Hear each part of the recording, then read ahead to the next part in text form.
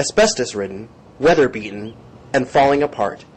These buildings on the south side of downtown Flagstaff look like they're in desperate need of repair, but they also have historic value.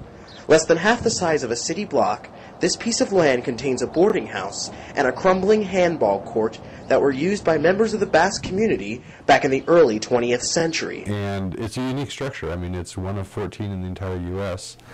The Basques originally came to Flagstaff as sheep herders in the late 1800s and early 1900s.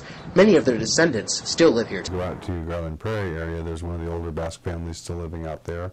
It's still in the agricultural business. The property's historic significance has activists and Flagstaff residents alike ready to rally to its survival. There's not been any big fight over it at all. There's been a lot of people stepping forward trying to come up with creative ways to save the property. Eberhard, who is also an architect, has a plan to save the historic structures by converting them into office, retail, and restaurant uses.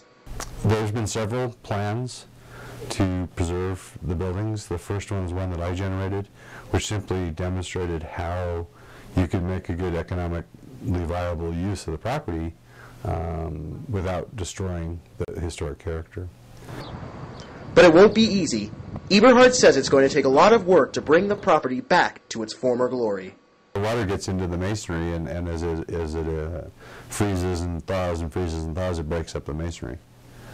So masonry that's exposed to weather like that doesn't hold up real well in this climate. Patty Luttrell, who owns the ball court, says it's going to cost about $1 million to fix up everything. She's hoping to find a willing buyer who has the money to finance this type of redevelopment, because if she did nothing, it would risk losing one of the last signs of Basque settlement in Arizona.